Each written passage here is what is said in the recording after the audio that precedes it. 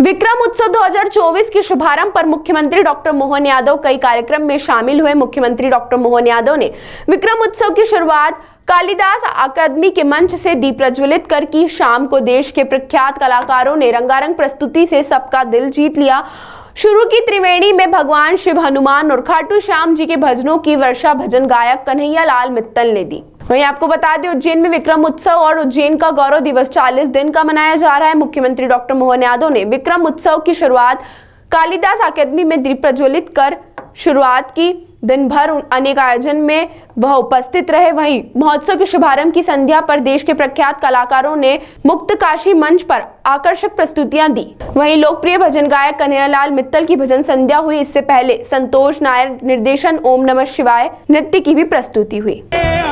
मोहन सुनते ही दौड़े चले आए लोग इतने इंतजार में आपके पलके भी बिछा कर बैठे और लाइटें भी जला कर बैठे।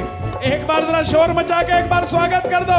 भारत माता की, भारत माता की।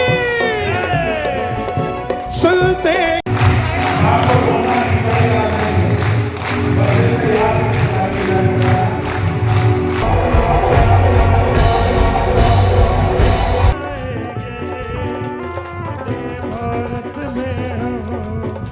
मोहन जी मिल गए हैं, मोहन जी मिलते रहेंगे। मोहन जी मिल गए हैं, मोहन जी मिलते रहेंगे। महाकाल की कृपा है, महाकाल की कृपा है, सदा स्वस्थ रहेंगे। महाकाल की कृपा है, सदा स्वस्थ रहेंगे।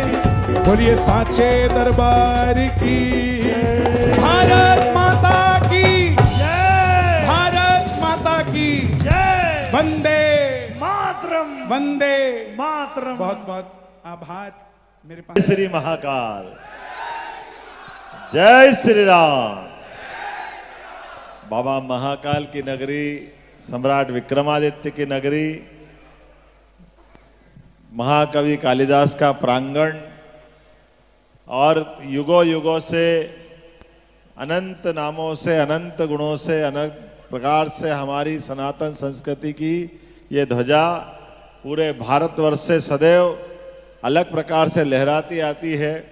काल के प्रवाह में हम जैसे कई मानव आते और चले जाते हैं, लेकिन परमात्मा की कृपा से हमारे हाथ से, हमारे पुराने जन्म के कई प्रारब्ध से, पुण्य से परमात्मा यह मौका देता है कि हम अपने इस जीवन को धन्य करें, इस धरा पर आए। और ये मोक्षदायिनी उज्जैनी ये तो कई जन्मों के पुण्य के बाद मौका देती है। और ऐसे में हमारे बहुत होनहार कलाकार, जोरदार अभिनंदन कन्हैया भैया का। मेरे नाम और इनके नाम में कोई अंतर नहीं, हम सब एक ही नाम राशि है, लेकिन हमारे पूरी संस्कृति भगवान राम और कृष्ण को लेके चलने वाली संस्कृति है। परमात्मा की दया से प्रकृति भी कितने अलग अलग प्रकार के दृश्य दिखाती है। भगवान विष्णु के 10 अवतार हुए, लेकिन 10 अवतार में मानव अवतार 2 ही हुए, भगवान राम और भगवान कृष्ण। लेकिन उसके बाद भी परमात्मा की लीला है, दोनों ने अपने जीवन के ऐसे ऐसे प्रकार से कष्ट भी उठाए, लेकिन उन कष्टों के बावजूद भी जो मुस्कुराना सीखा, कष्टों से लड़ना सीखा और सच्चाई के मार्ग पे चलना सीखा। इसलिए दुनिया हमको रामकृष्ण के देश के नाते से भी जानती है। और धरा कितनी पवित्र है, हम सब के लिए सौभाग्य की बात है। अलग अलग समय अलग अलग प्रकार की हमारी परीक्षा भी लेती है। कई प्रकार की संस्कृति आई, कई प्रकार की गई।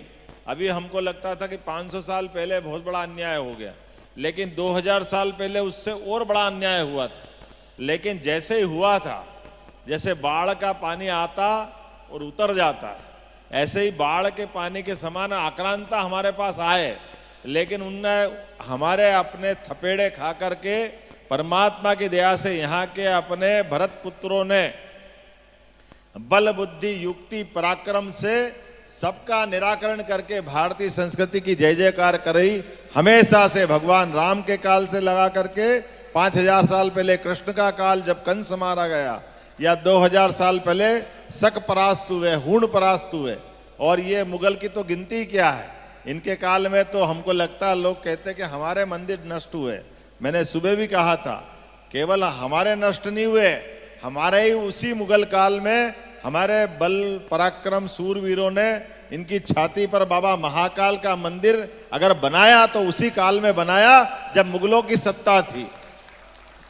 काशी विश्वनाथ का मंदिर अगर बनाया तो उस काल में बनाया जब मुगलों की सत्ता थी। अहिल्याबाई जैसी पवित्र महारानी ने अपने बलबूते पर इंदौर के पास महेश्वर से उठ करके हमारे सभी देवस्थानों का एक अलग प्रकार से अलग जगाते हुए पुनर्स्थापन करने का प्रयास किया। प्राण प्रतिष्ठा करा करके आज बाबा विश्वनाथ के जो मंदिर की पूजा करते हैं वो हमारे अपने मालवा का गौरव है। अहिल्या का घाट कहाँ कहाँ नहीं है, जहाँ जहाँ तीर्थ है वहाँ वहाँ अन्न क्षेत्र घाट, और ये ध्वजा लहराने के लिए निश्चित रूप से परमात्मा अपने पिंड के अंदर ये जो भक्ति भावना हमारे मुंह से जो शब्दों का या जो ये रस की गंगा बहती है, तो ये अपने परमात्मा ने हमारी संस्कृति को ये गुण दिया है। दुनिया में भी शरीर कोई छोड़ेगा तो क्या बोलते हैं? राम नाम तो हो गया, उसके शरीर को क्या बोलते हैं? मर गया, गया। एकमात्र संस्कृति है भारत की जो ये सुर को जानती, इसलिए कहते हैं शांत हो गया। सुर शांत होते हैं, सुर समाप्त नहीं होते हैं। शरीर का ये जो हमारा विशेष गुण है, इसके कारण से भारतीय संस्कृति दुनिया में अपना विशेष स्थान पाती है कि जो रोम रोम से जो स्वरगंगा बहती है, ये रिदम परमात्मा से हमारा आजीवन लगा रहता है, और उस आजीवन लगे रहने रिदम को उद्वेलित करते, आनंदित करते हुए जिस रस गंगा में डुबाया, कन्हैया जी आपका मैं कोटि से बधाई देता हूँ, वंदन करता हूँ, अभिनंदन करता हूँ। और क्या उत्साह उमंग के साथ, जोश और ऊर्जा के साथ, स्वर तो अपने आनंद देते ही हैं, लेकिन शरीर की ऊर्जा और ज्यादा मजा दे देती है। ये जो आनंद बरसता है, ये हमारे कृष्ण कन्हैया लाल की वो याद दिलाता कि कृष्ण कन्हैया 5000 साल पहले गोकुल वृंदावन में क्या उछल उछल के कैसे अपनी लीला दिखाता होगा, उसका लघु रूप हमारे सबके सामने आता है। मेरी अपनी ओर से, मध्य प्रदेश शासन की ओर से आपका वंदन है, अभिनंदन है। विक्रमोत्सव के पहले दिन आपने ये रसगंगा बहाई है, माँ छिपरा के किनारे।